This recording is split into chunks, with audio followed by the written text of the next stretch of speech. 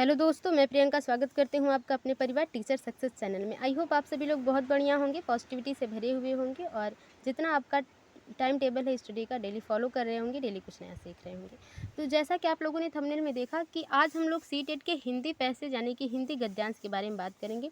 और सबसे ज़्यादा हमारे लिए चैलेंजिंग तब हो जाता है जब हमारा पेपर 1 और पेपर 2 दोनों एग्ज़ाम होता है और इस टाइम में हमारा जो हिंदी और इंग्लिश का जो पैराग्राफ यानी कि हिंदी का गद्यांश पद्यांश और इंग्लिश का पैराग्राफ जो होता है उसको पढ़ने में, उसको हल करने में टाइम टेकिंग हो जाता है, क्योंकि जो प्रश्न तो होते ही हैं, जो गद्यांश और पद्यांश होते हैं वो भी बहुत बड़े बड़े होते हैं। अगर आप पेपर 2 की बात करें तो आप देखेंगे उसमें 3 से 4 पैसेज दे दिया जाता है इंग्लिश और हिंदी में।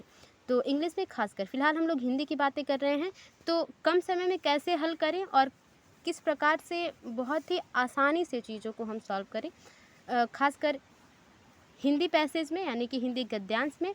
तो वहाँ पे बस एक ही गद्यांश है, उससे संबंधित 9 प्रश्न पूछे जाते हैं, वही 9 प्रश्न हैं।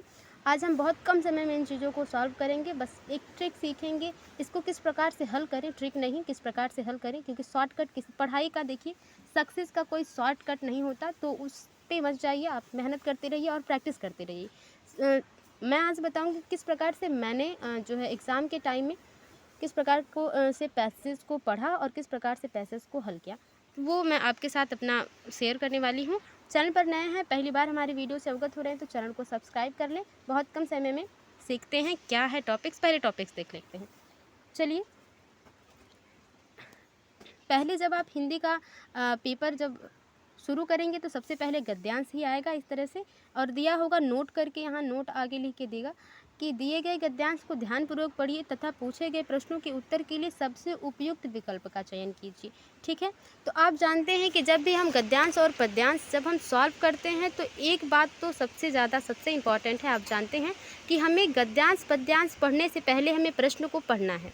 ठीक है, मैं क्या करती हूँ, मेरे लिए जब मैंने एग्ज़ाम दिया पहली बार से लेके अब तक जितने भी मैंने सीटेट के एग्ज़ाम दिए हैं, यूपी टेट के, तो मैंने यही किया है कि जो उस टाइम में हमें जब हम बैठते हैं एग्ज़ाम हॉल में तो हमें एक पेज और पेन मिलता है। ठीक है, और पेज ख़त्म होने के बाद वो मांगने पर एक्स्ट्रा पेज भी दे देते हैं। अगर उस टाइम भी आप मांगते हैं कि नहीं सर मुझे 2 पेज दे दीजिए या मैम, तो वो दे देते हैं। तो वहाँ पे क्या करना है आपको, जब भी आप पढ़ रहे हैं प्रश्नों को, ठीक है, सबसे पहले गद्यांश पढ़ने से पहले हमें प्रश्न पढ़ना है।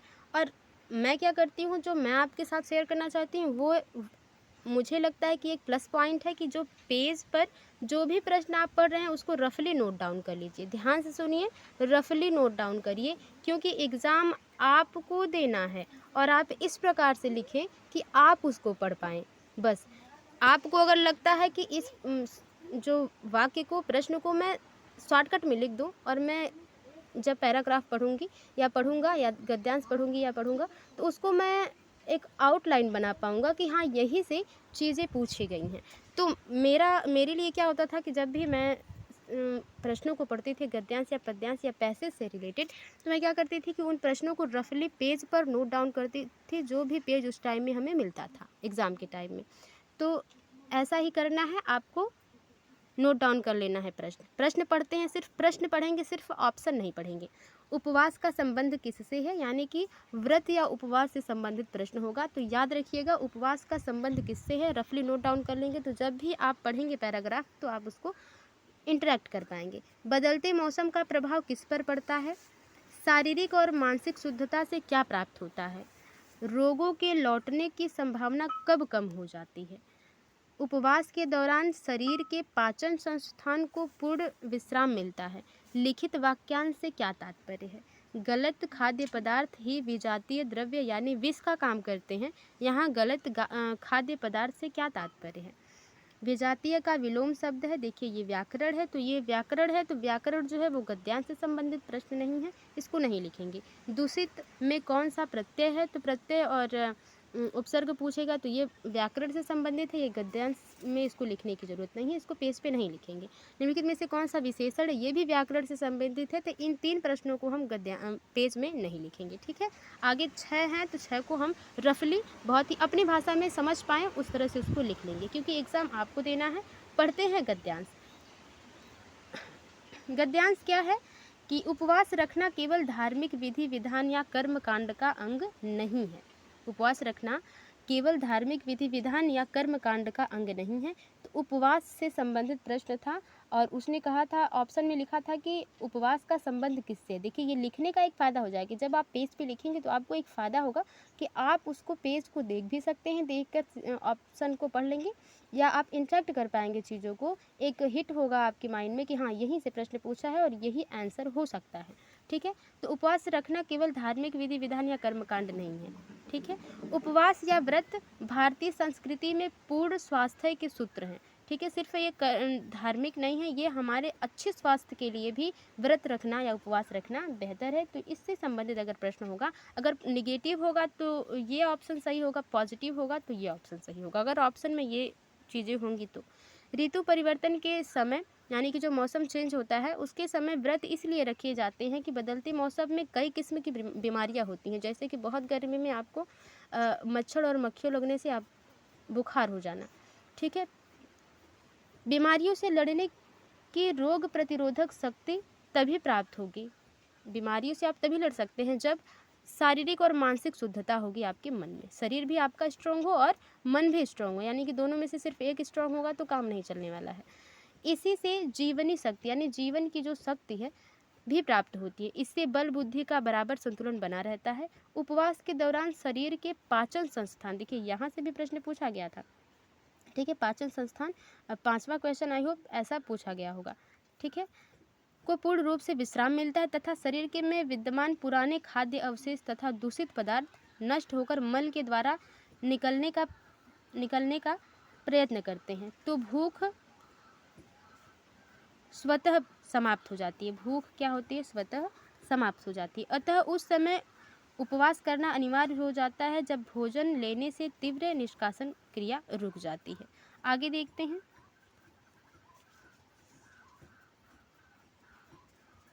भूख न रहने पर भोजन न किया जाए तो पूर्ण रूप से शारीरिक सफाई होकर रोग का कारण जड़ से समाप्त हो जाता है, यानी कि जब भूख लगे तभी खाना खाया जाए। अगर भूख नहीं लगी हो तो वहाँ पे भी ऐसा होता है कि हमें भूख नहीं लगी होती है, फिर भी कुछ अच्छी चीज़ें होती हैं तो हम उन्हें खा लेते हैं, तो वो नहीं करना है हमको। उसके पश्चात नियमित तथा उपयुक्त उचित आहार देने पर रोग के लौटने की आशंका नहीं रहती। तो देखिए यहाँ से जैसे भूख न रहने पर भोजन न किया जाए, इससे भी संबंधित प्रश्न था। तो इस तरह से आप लिख लेंगे जब पेज पर उस टाइम में, एग्ज़ाम के टाइम में। और ये जो है एग्ज़ाम में ही मत इसको शुरू करिएगा, प्रैक्टिस जब भी आप कर रहे हैं, ठीक है, जैसे ऑनलाइन प्रैक्टिस कर रहे हैं या बुक से भी प्रैक्टिस कर रहे हैं, तो चीज़ों को पेज पलट के बार बार तो पढ़ेंगे नहीं। एग्ज़ाम आपको पता है कि अब जो है एग्ज़ाम होने वाला है आपका, जब ऑनलाइन होता था तो ज़्यादा दिक्कत होती थी। इस टाइम सुना जा रहा है कि ऑनलाइन पेपर नहीं होगा फिलहाल, तभी हमें अपनी चीज़ों को अच्छे से स्ट्रांग रखना है। उपवास का संबंध किससे है? केवल धार्मिक अनुष्ठानों से, केवल स्वास्थ्य से, धार्मिक अनुष्ठानों तथा स्वास्थ्य दोनों से। तो यही बात कही गई है कि धार्मिक अनुष्ठान और स्वास्थ्य दोनों से।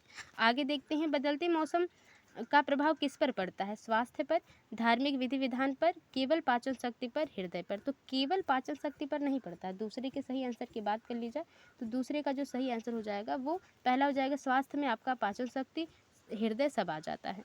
आगे देखते हैं, शारीरिक और मानसिक शुद्धता से क्या प्राप्त होता है? कहा एक लाइन थी ना जो है गद्यांश में कि हमारा जो है शरीर में शारीरिक और मानसिक क्रिया दोनों शुद्ध होनी चाहिए, मन और शरीर दोनों स्वस्थ होना चाहिए। तो वो शुद्ध होंगे तो उससे क्या प्राप्त होगा? रोगों से लड़ने की शक्ति, ईश्वर की प्राप्ति, तीव्र भूख लगती है, विजातीय पदार्थ शरीर से निकल जाते हैं।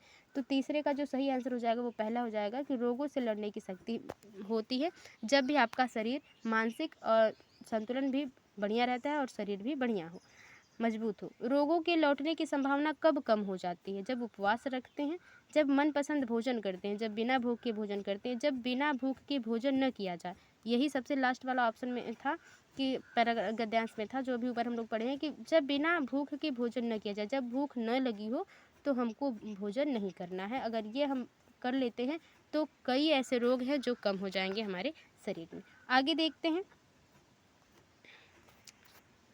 सॉरी ये क्लिक होते होते कहाँ क्लिक हो जाता है ना, कुछ पता नहीं चलता। चलिए फिलहाल देखते हैं आगे। उपवास के दौरान शरीर के पाचन संस्थान को पूर्ण विश्राम मिलता है। लिखित वाक्यांश से क्या तात्पर्य है? पाचन अंगों को थोड़ा आराम मिल जाता है।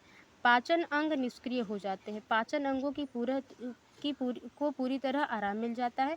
पाचन अंग अति सक्रिय हो जाते हैं। पाँचवें के सही आंसर की बात कर ली जाए तो जो तीसरा ऑप्शन है वो सही हो जाता है कि वो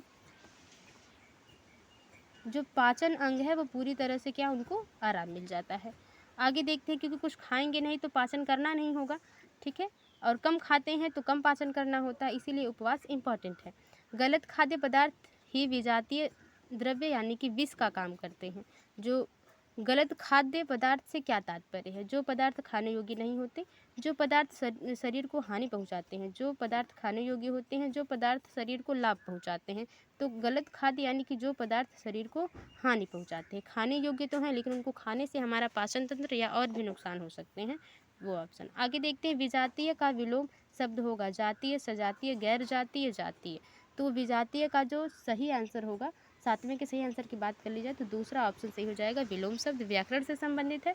दूषित में कौन सा प्रत्यय है? त, इत और विष। तो देखिए, एक शब्द में जो पीछे शब्द होगा, जुड़ा हुआ होगा, वो प्रत्यय होगा और आगे जो है वो उपसर्ग होता है। तो प्रत्यय पूछा जा रहा है, तो आठवें के सही आंसर की बात कर ली जाए तो जो सही आंसर हो जाएगा वो दूसरा हो जाएगा, दूषित, ठीक है। इत, छोटी ई की मात्रा है ना स पे, तो छोटी ई रहेगी।